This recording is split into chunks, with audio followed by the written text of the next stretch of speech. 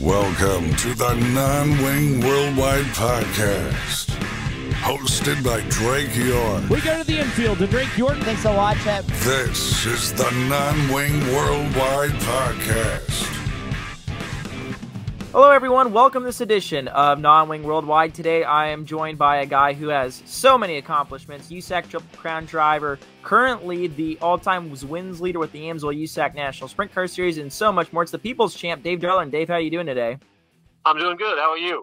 Oh, doing great. Very excited to get the chance to talk to you. So let's start at the beginning for you. And obviously, you know, this is very exciting to get the chance to cover a lot of your career. So what were your earliest memories in racing? Oh, well, I remember, driving a quarter midget back in the day when I was a kid, and I started driving sprint cars 42 years ago with my dad, and it has grown from there, really, and it got to where I was running like about 100 races a year for 15 or so years in a row, and then it backed off some after a bit, but I've raced all my life. You say 42 years. I mean, that's a crazy career. So you mentioned the first thing you got to touch was a quarter midget. Were you one of those kids that was basically begging to race? Or, I mean, I know your dad, Bob Darland, had a lot of involvement in racing. Did he kind of throw you into it? Or just how did that start work out for you? Oh, well, I wanted to be a race driver, but I was really too young to even know what I was doing at the beginning. I started driving quarter midget when I was 4 years old, and I started racing when I was 5. I mean, you had to be 5 to race, but you could go out there and practice anytime you wanted to. And so we went out there and practiced when I was 4, and then so when I was 5, we started racing, and so I still have that quarter midget that I started in years ago. It's down John Stambro's place. That's unbelievable. So you mentioned getting to practice the car a couple of times before you got to race it. It doesn't matter what type of junior racing we're seeing. Outlaw karts is a common way to go up, micros now, and obviously your route through the quarter midgets. Were you one of those kids that was good right off the bat, or did it take you maybe a couple races to get used to it? Oh, yeah, it took me a while to get used to it. And sprint cars was the same way. We started out with my dad and hardly any money, and we just grown from there and grown into all the best rides that there were at the time, but basically, and with Steve Lewis's midget and Galen Fox's Silver Crown car and the Hoffman's sprint car. So it grown into that's what I was doing for a while, and that's when I ran all them races, was back in from basically 95 through 2010 or so, and so I had a lot of success and a lot of fun back then. So what was the progression like for you going through quarter midgets? What classes did you start out in? And take us through the whole progression of your really early career through the quarter midgets. Okay. Yeah, I started out, as a novice in novice class, and then I ran like every other class. We ran the B class for a little bit, I guess the stock car class, the stock class, I guess, was the class before. After we started out as a novice kid, and then we grew into the stock class, and then the B class, and then I drove a half midget too for Lefty Landgrave was his name for 2 or 3 years, and then we retired from the quarter midgets when I was 15. I didn't run any when I was 15, but when I was 16, we started sprint car racing. I turned 16 in September of 82, and we ran 4 or 5 races that year, and then so 83 basically was the year I started sprint car racing, and been doing that ever since. And how old were you when you first got in that sprint car the first time? 16. And this is the early 80s, if I'm not mistaken, by the time you're getting behind the wheel of a sprint car coming out of quarter midgets, right? Yeah, it was 82. So that's the early 80s right there. And, fairly common, I would say, to see a 16-year-old kid race a sprint car or midget these days. Were you kind of an oddity back then for being so young and getting into a sprint car that early? Oh, I would say so, but most kids were 18 or 19 or 20 when they started. But like Mike Mann has helped me out for the last 2 or 3 years. He drove a sprint car. He started when he was like 20, and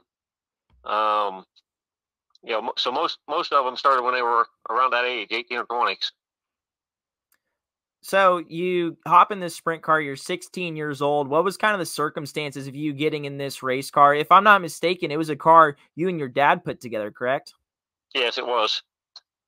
So what was kind of the basics of it? Was it a brand new race car, or was it something you guys kind of had to go out and maybe pull some parts out of the junkyard? Was it just tell me about the race car you started off in, because I mean the 80s for a person like me is a totally different time in racing.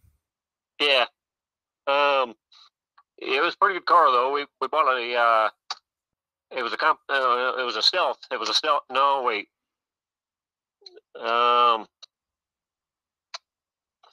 It was a Shores. It was a Shores car the first one we bought. It was a Shores car, and it was Van Gurley drove it, and it was a pretty good car. Dad knew that we needed something good to start with, but we just ran a 355 engine in it for first couple of years until we had to build our own, and then we started building our own engines, and so we give like $6,500 for the car to start with, and then we had about $4,000 or $5,000 in the engine.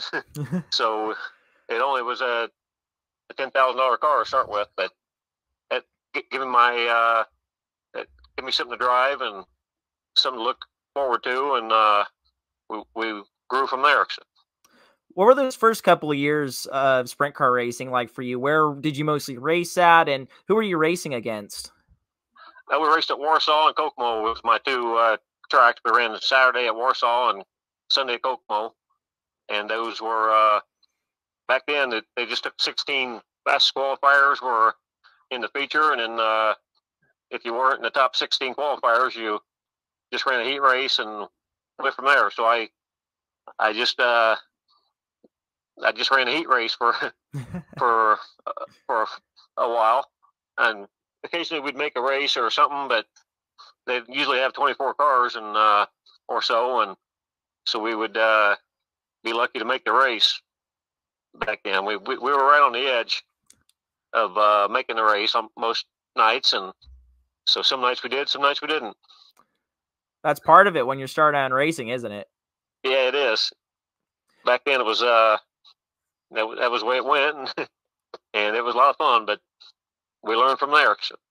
Absolutely, and it took you a couple years to get to that first sprint car win, but I want you to tell the story. What do you remember about your first non-wing sprint car win?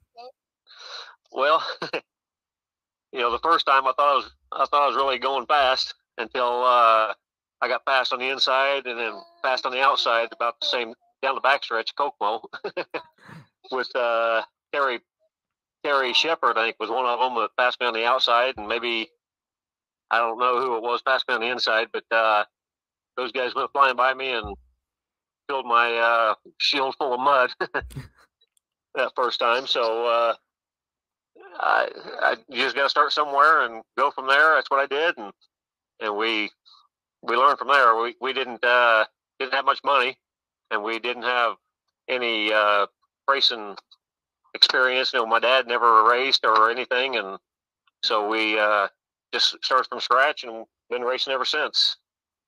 So you pick up that win, and it was a couple years later down the road to get that first AMSOIL USAC National Sprint Car win. But you had raked up a sizable amount of wins on the local scene. It seemed like wherever you went at that point, you were a contender to win on the local scene.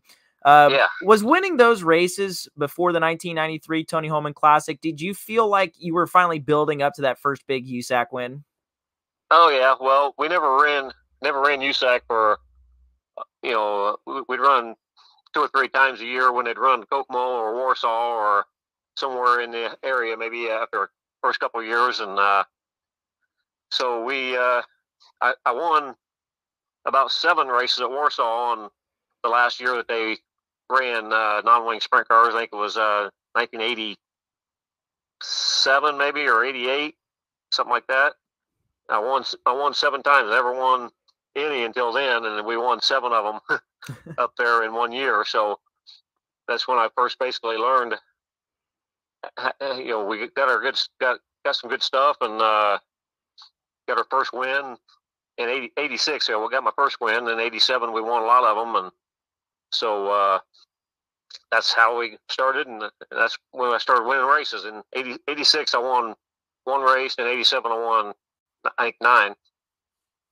So things started going pretty good after that. So. Absolutely, and I mentioned the 1993 Tony Holman Classic at the Terre Haute Action Track. That was a dandy of a race. You definitely did not just start on the front row and cruise away. Kerry Foss was one of the guys you really had to go up against that day. First off, Terre Haute was a totally different place back then to what modern fans would consider Terre Haute. I mean, the day you won, it was slick all the way to the fence. How much different? I want to start here.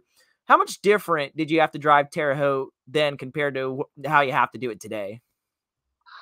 Well, it wasn't really that much different. It was the same track, and it just depending on how much water they put on it. It was really kind of heavy this day that I won. It was a day race.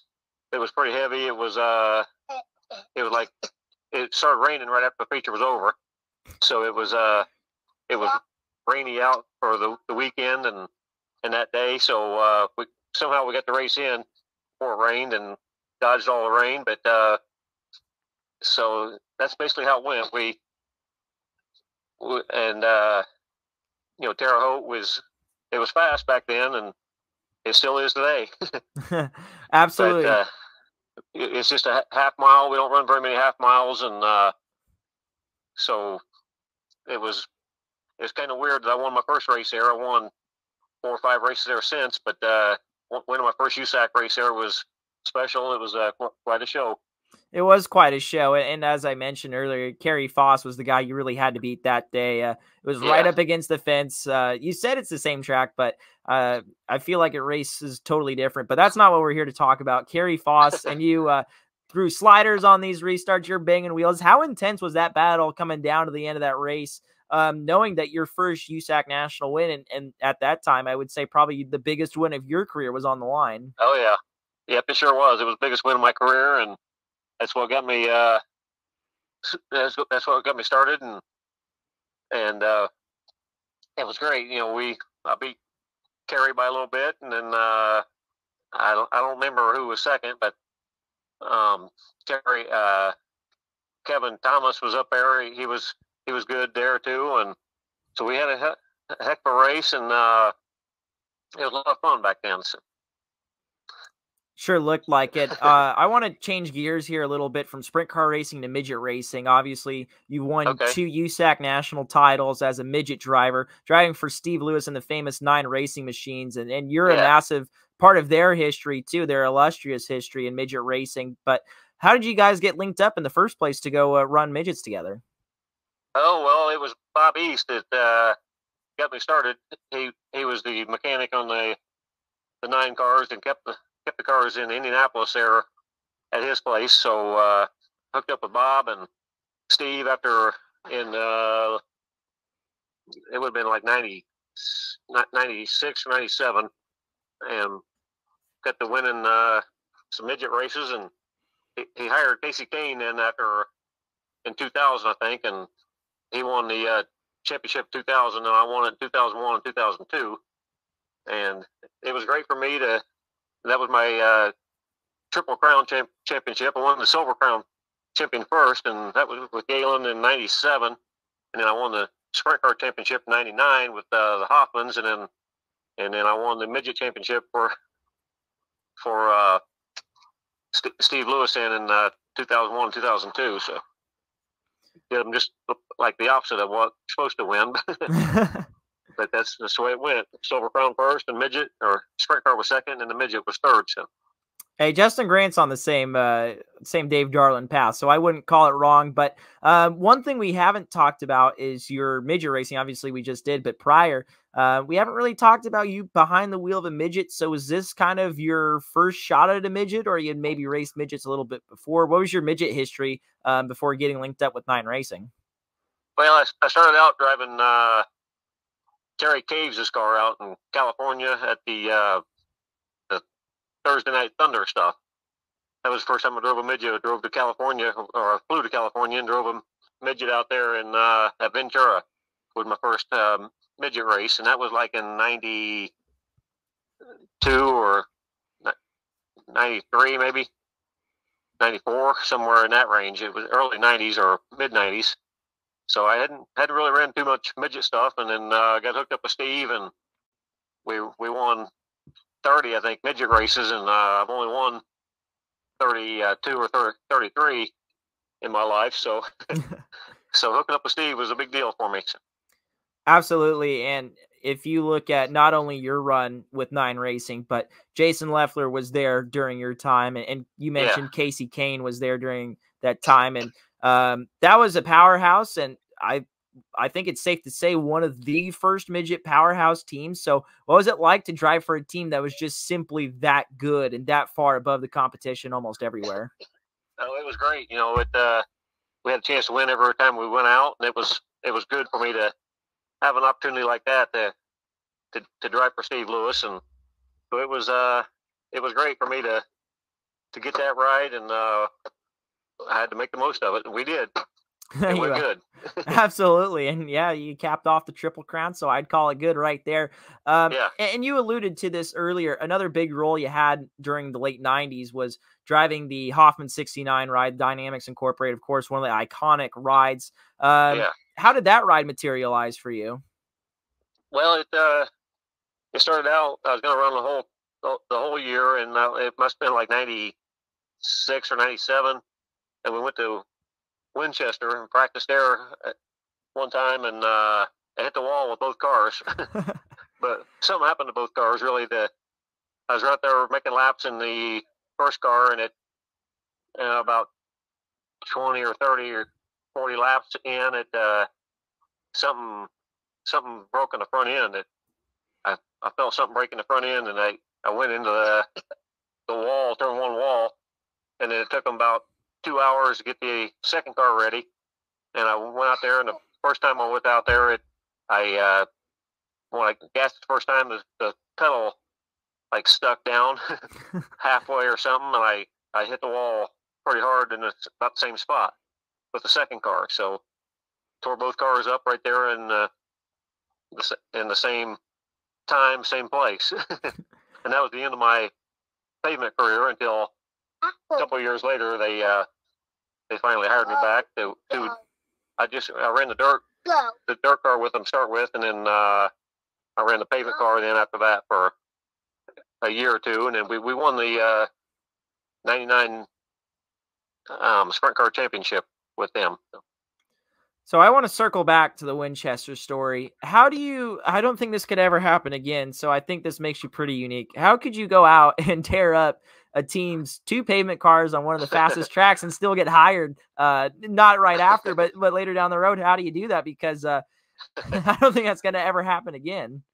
Yeah, it's pretty odd, but they knew I was a good driver, I guess, and on the dirt. I barely had any pavement experience really, and I had ran a car for the early wines that owned my 36 car they owned it, and me and my dad took care of it. And I drove it on pavement for a couple of years, but before that, and then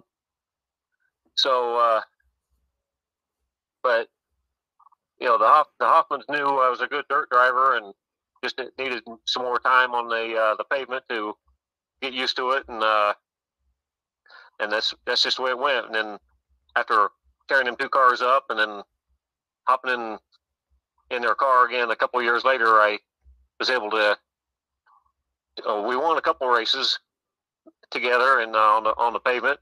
In that, it was a weird J&J pavement car that they built for us, and it was kind of an odd car, but we won a couple times with it, so it was good. It worked out in the end, and the 1999 season, you were able to collect your AMSOIL USAC National Sprint Car title. What stands out to you about that year? You know, maybe some trials and tribulations, or some things that maybe worked out better than you thought they would. Just kind of take us through some of the highs and lows of that 1999 season for you. Well, we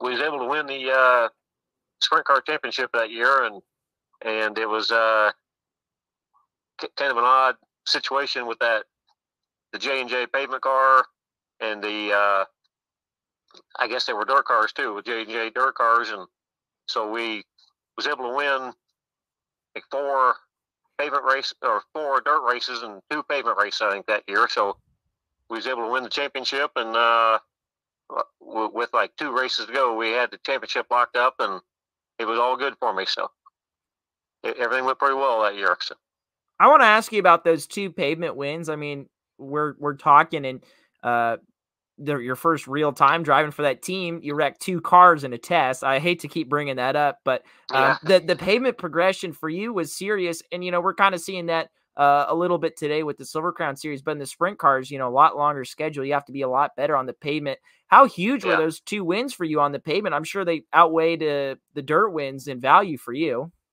Yeah, that was good. That was certainly good for me. That was my first pavement wins, I think, and I've won about 30 or 35 of them now, but that was some of my first wins, and it was good to win some pavement races for sure. So, but we won a couple times at Winchester and a couple times at Salem, and then I never did win at IRP. We ran at IRP a lot, probably more than most of them, but I never did win there. I was able to run second with the Silver Crown car once, and that was the best I did at IRP. But I think at Toledo maybe, and down in Kentucky was the other pavement wins that year. So they were a little odd tracks, but my car was good on the little odd tracks. So it went pretty well for me. And for new fans of USAC racing, it may sound crazy that the sprint car championship would come down to racing both on the pavement and dirt. Obviously, it's something we see in the Silver Crown Series. And to an extent, you have to be more consistent with the Silver Crown Series because it's such a shorter season. But back in the days when it was a dirt and pavement sprint car championship, how hard was it to be consistent on both types of surfaces and not only score as many points as you can, but run up towards the front on both surfaces? Yeah, it was pretty tough. For me, running on dirt was a lot easier for me, and I did that all the time before that. But it was tough to go to pavement tracks and be good with that. So it was pretty hard to go from dirt to pavement and back and forth. We'd run about 30 pavement races a year back then, so it didn't take long to get the hang of it, but you still had to be pretty good at it, and so racing against Steve Butler sometimes, and Rich Vogler even sometimes, and some of them guys, it was pretty tough back then. So absolutely. And one thing I really wanted to talk to you about, the thing that I feel like a lot of fans find impressive about you is your way of communicating with the fans. Obviously, you're the people's champ, and that name is well earned. And you're just one of those guys, from the couple years I've gotten to know you, you're just one of those guys that likes to hang out at the races. Was fan interaction just something that happened naturally for you, or did you maybe at times have to go out of your way to be the people's champ? Well, no, I didn't really go out of my way. It was usually a good results, but I just been that way all my life. Just kind of, trying to make people happy and just go from there. Really, it wasn't anything that I had to do, but I just enjoy talking to people, and that's how I picked up the nickname. Do you feel like that's the reason you've amassed so many fans, not only in Indiana, but across the United States and across the world?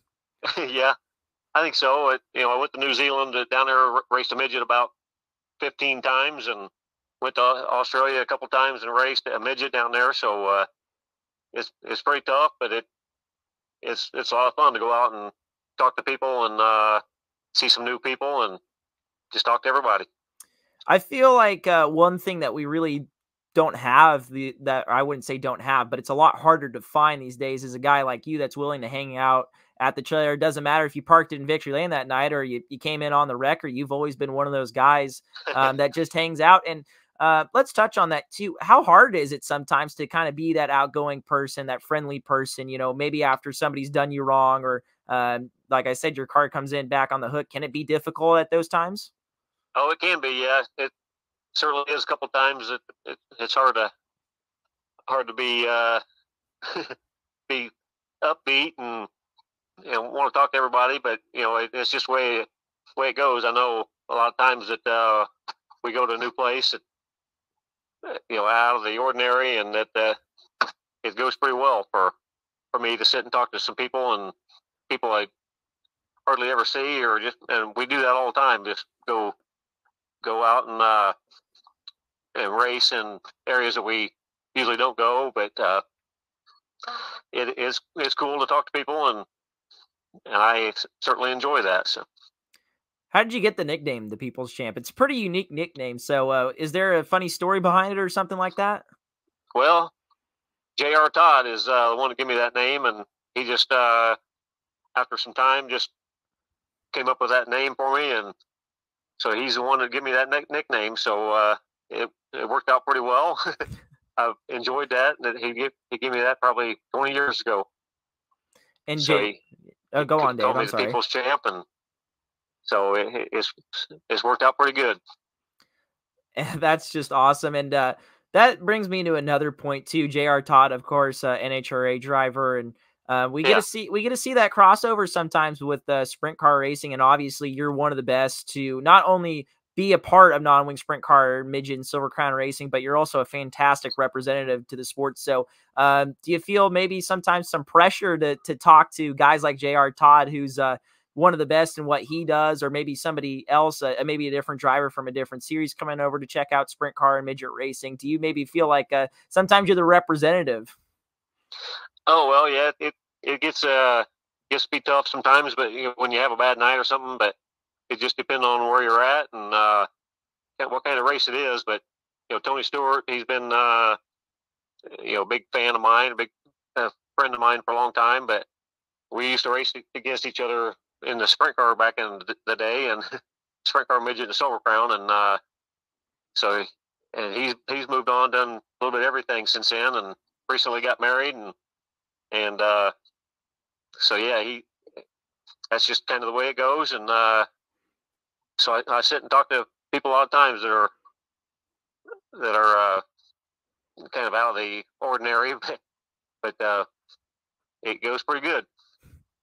Absolutely. And I would say maybe the only thing that might trump your achievement of being one of the few drivers in the USAC Triple Crown Club is that you're leading the all-time USAC wins record with the sprint cars. So that was an emotional day at Kokomo back in 2014 to track down Tom Bigelow and not only surpass his record, but surpass it by quite a bit. So was that something you had circled on your calendar, or was that just maybe the way that things fell that you found yourself in a spot to break that record? Well, it just worked out that way.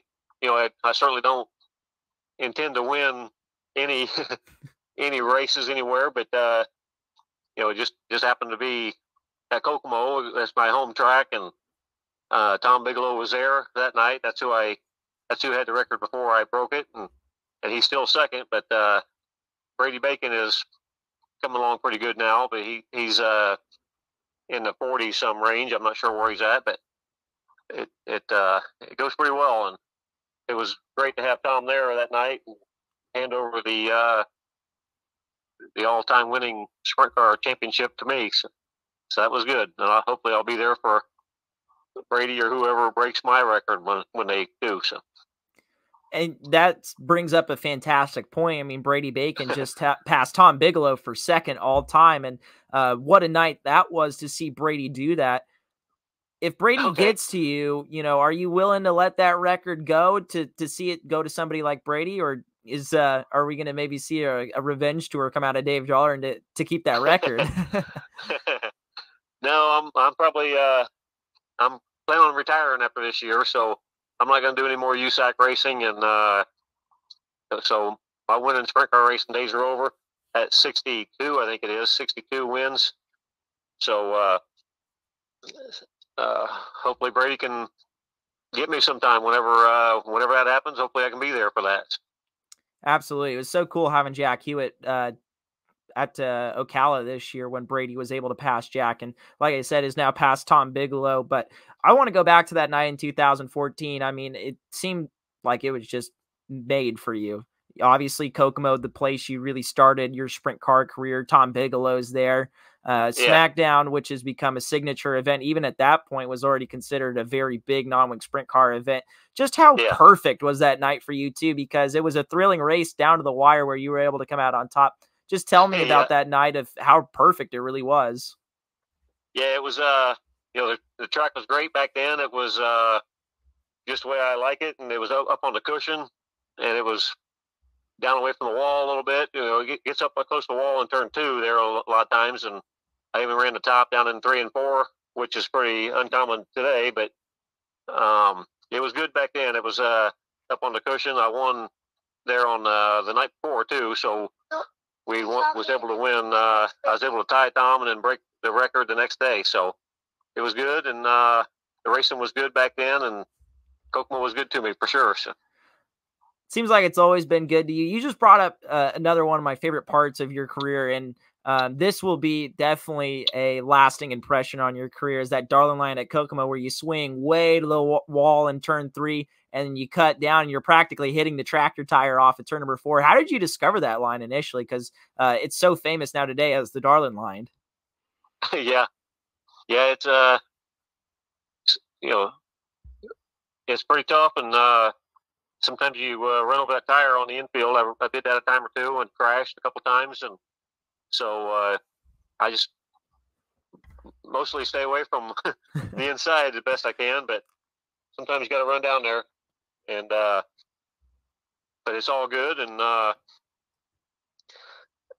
but running the cushion at Kokomo has always been good to me, and that's what I enjoy doing. I look at your career as a whole, and I look at how long you were able to win. A lot of drivers are lucky to experience maybe a 5-10 year span of winning every year if they're lucky. Some are able to go the distance a little bit further, but your first USAC win was in 1993, and if I'm not mistaken, your last one was in 2018. That's a something like that. Yeah, that's a long time to be winning. So how were you able to stay competitive for that long? Because as I said, some drivers are only able to experience maybe a 5-10 year period of where they're winning races a lot. Yeah, it's pretty tough, and I don't know how I did it really, but I won 17 USAC races for the Phillipses in 2013, 14, and 15, I think it were, and so we just hooked up good, and it became the team that I won the most races for. So they'd never won a USAC race before me, and we won 17 of them together in them 3 years. So it went good, and that's back when Brian Clausen was driving the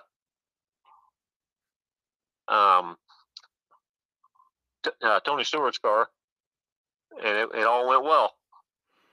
It absolutely did, and you announced you're retiring, so I'm going to try to extract as many secrets as I can from you to pass on to the future generations. But is there any secrets to staying competitive and winning as long as you did?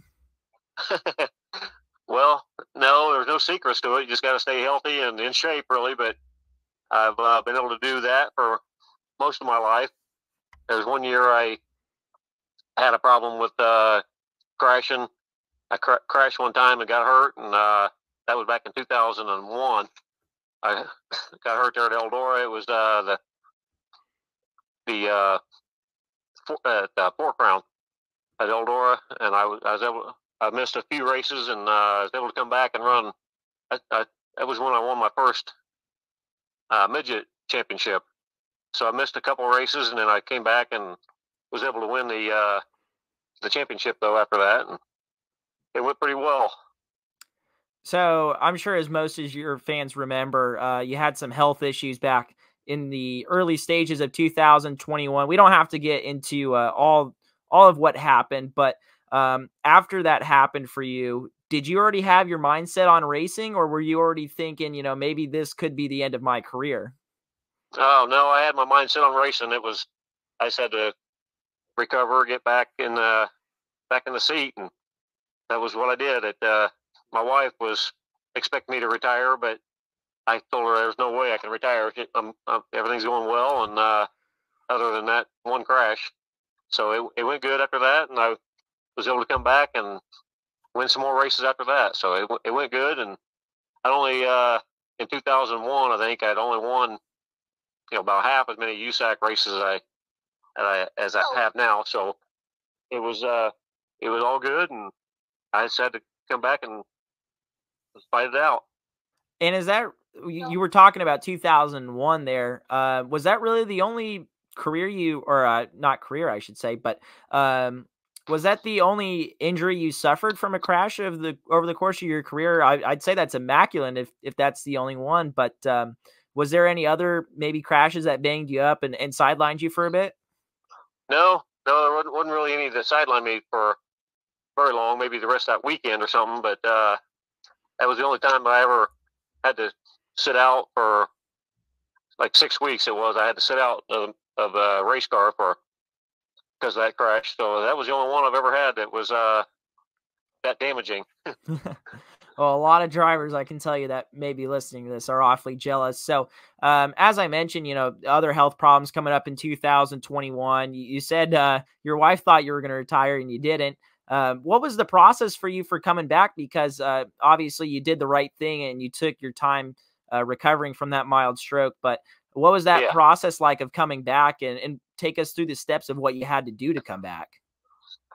It was pretty tough, but I knew that coming back, that's the only thing I never knew was driving race cars. I was still only about 35 or 36, I guess, when that crash happened. So I knew I still had a long career ahead of me. So I wasn't ready to settle down and get a job yet. So I had to go back to racing, and that's what I did. So it went pretty well, and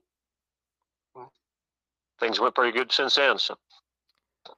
So if we take a look at the last couple of years of your career, obviously you spent a lot of time driving your own 36D, and it's a real family operation with you guys, and you hire help when you can get it, and usually it's just a bunch of you and your buddies at the racetrack. Did having that sense of having your own race car and your kind of family crew, did that take you back to the early stages of your career? And if so, did you really enjoy that feeling? Oh, I certainly enjoy it. It's been good to me, and I've drove for my dad for a long time in the 36 car, and then we've gotten back to driving the 36D car, and my car is yellow and black again now, so I certainly enjoy that. And so it's been 42 years ago since my dad bought a sprint car for me, and we've gone from there. So it's been good, and the yellow and black 36 car has been good to me for a long time. So obviously, you mentioned it already, but we're coming down to the very end of your career, a career that has spanned over 4 decades. So what went into the decision for this to be your last year of sprint car racing? Well, me and my wife kind of talked about it, and decided that I should call it enough. Now that I'm still healthy, I still get around good, and but I'm getting 57 years old now, so that's long enough 42 years of sprint car racing. That's long enough to be driving race cars. So I'm going to call it enough after this year, and kick back. We're going to go do some camping, I think. So. Well, one thing we see a lot of retired drivers do is maybe come back and maybe help a young driver find their footing. And you said you're going to do some camping, but is there any chance we're going to see you at the racetrack somewhere down the road after you hang it up after this weekend? Oh, yeah, it's possible. It'll probably be close to home, but I'm probably go to Kokomo quite a bit, and Gas City some, and some at some pavement races, maybe at IRP, I guess, would be the ones, and Winchester over there. They run Silver Crown cars over there. So yeah, there's still a chance you'll see me at the racetrack, and it's all been good to me though so so far. Absolutely. And this year's been a bit scattered for you, where you've been running, who you've been running with, as far as series go. But when did you draw the line in the sand and said, this year's going to be it for me? Yeah, this is going to be my last year. So me owning a race car, me and my wife, and we're going to sell the car out and then buy us a different camper, I think, is what we're looking at now. So we're going to buy another camper and go camping a lot. So one thing I think a lot of fans will take away from your last season of sprint car racing is when you were able to pull back into Kokomo Speedway Victory Lane this year during a local sprint car show during July 4th weekend. I don't think there was a fan there that wasn't cheering for you as you pulled into BC Parked at Victory Lane, even though that wasn't, say, the win to pass Bigelow or a SmackDown win or a USAC national win or a race, that had a lot of big value like that. Would you say that's one of your biggest wins just for all the fanfare that came with that victory? Yeah, it sure was. I've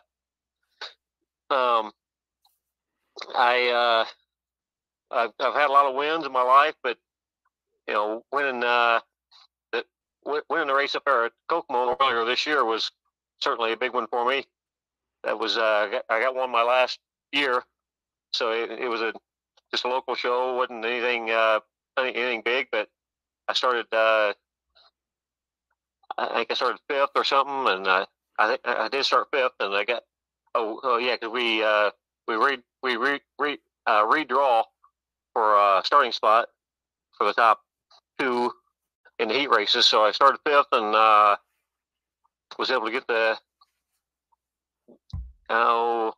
Cottle kid, Colton Cottle. I got him for the lead with like 2 laps to go, and was able to win that race. So that was the biggest one for me that I can remember. But we've had a lot of USAC wins, and them's all been big for sure. So. And obviously, before we get to the end of this episode, we got to reflect on a couple of things in your career. And we had alluded to it with the Hoffman team and Steve Lewis and 9 Racing. And you've driven for so many, about the Phillips 71P. You've driven for the Goodnight team. You've driven for Jeff Walker. So many. We could go on and on about all the great teams you've driven for. But now you're at the end of your career, and I think you may be able to finally choose a favorite. So do you have a favorite owner you've ever drove for?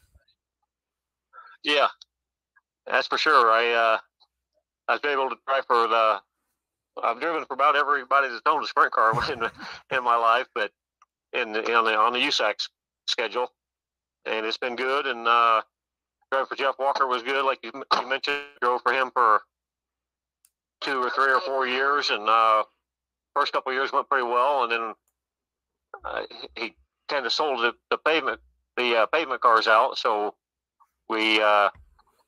I got away from him for a little bit, and then we got back together and just ran the dirt for a little bit. So it's all been pretty good. And Jack French helped us on the pavement car. We was able to win Winchester once with him, and somewhere else we won a race. It was all good, and Jack was good for our team for sure. So as we, continue to talk about your upcoming retirement, as we're recording this, it's October 12th, your final race, October 13th at the Kokomo Speedway. So yeah. What are some goals for that race? What would you consider a good send-off for your career? Well, just getting through it be good for me, but getting a win would be big, but I don't know if I can do that or not, but I'll certainly try. So hopefully we can get the win, and that would be great to go out on top. But like I said, we won one race earlier this year there at Kokomo, and if we can get another one, it would be awesome. Absolutely. What a storybook end that would be. Dave, always good talking to you. Thanks for your time on the show today. Okay. Yep. You're welcome. No problem. And we'll talk to you again soon. Sounds good. That's the People's Champ, Dave Darland, on the Non-Wing Worldwide podcast. Thank you, guys. I appreciate that. And come see us race tonight at Kokomo.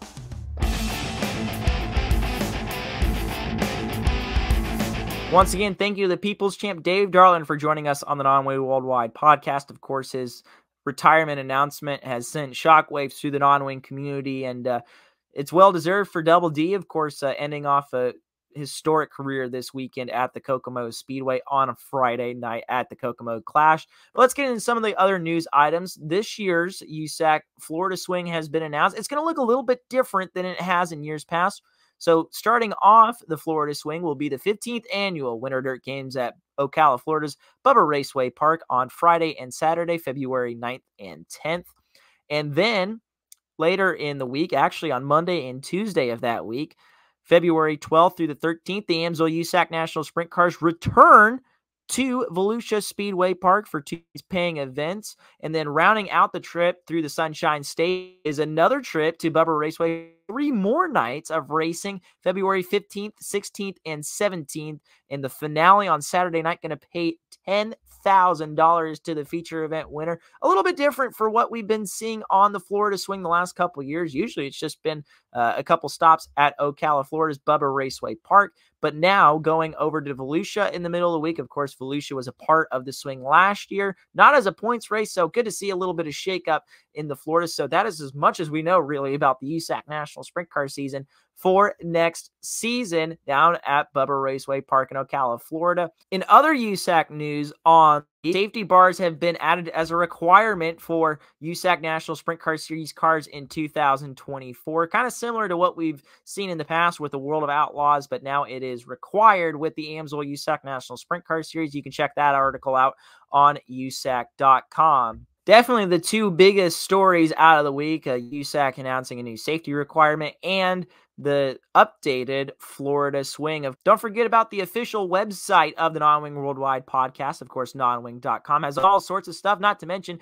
previous episodes of Non-Wing Worldwide podcast, Non-Wing Worldwide TV, featuring our video versions of these episodes, but also YouTube channels like Todd Hobson Racing, Timez, Thomas Meseral, Zach Pretorius, and so many more. So be sure to check out nonwingworldwide.com. And don't forget about the Non-Wing Worldwide racing schedule. Of course, a good way to keep track of what races are happening all across the globe when it comes to non-wing sprint car and midget racing, which is a good segue into our next segment for the Non-Wing Worldwide schedule segment of our show. We are recording this on October the 12th of 2023, tonight at Port City Raceway in Oklahoma. It's the Extreme Outlaw Midgets racing alongside the Power Eye National Midgets, the West Midgets.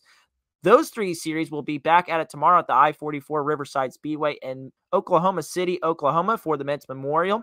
Also on Friday night, the Lernerville Speedway in Sarver, Pennsylvania will be in action with the Rush Sprint Car Series and the Kokomo Speedway for the Kokomo Clash in Kokomo, Indiana. We've talked about with Dave Darland. That will be his final race, so that might be a very important race to make it out to Friday night. Saturday, October the 14th, a big day for championship racing, starting off at Lucas Oil Indianapolis Raceway Park for Championship Saturday in Brownsburg, Indiana. Of course, the USAC Silver Crown Series is going to go down right to the wire with Logan Seavey and Cody Swanson. The 500 Sprint Tour is also deciding their season there, and Twin 25s for the IRP Midgets. Also, another championship being decided on Saturday at the I-44 Riverside Speedway in Oklahoma City, Oklahoma. It is championship day for the Extreme Outlaw Midgets presented by Toyota. Also, once again in action with Power Eye National Midgets and Power Eye West Midgets. Mojave Valley Speedway, Mojave Valley, Arizona has the Amsoil USAC CRA Sprint Cars. Tri-State Speedway in Hobbs-Side, Indiana has the Harvest Cup with the MSCS Sprint Cars. Waynesfield Raceway Park in Waynesfield, Ohio has the Boss Sprint Car Series. Montpelier Speedway, Montpelier, Indiana has the USAC Midwest Thunder Speed 2 Midgets. Points finale for the USAC Eastern Focus Midgets at Cary County Speedway in Swansboro, North Carolina. Circle City Raceway in Indiana has the All-Star Circuit of Champions TQ Midgets. Lernerville, Sarver, Pennsylvania will once again have Car Series, and Central Arizona Raceway in Casa Grande, Arizona will have the ASCS Air-on-Wing Sprint Car. That's all for racing coming up here in the next week across the nation when it comes to sprint car and midget racing. Once again, my name is Drake York. Thank you so much for joining us here on Non-Wing Worldwide, and we'll see you in the next one.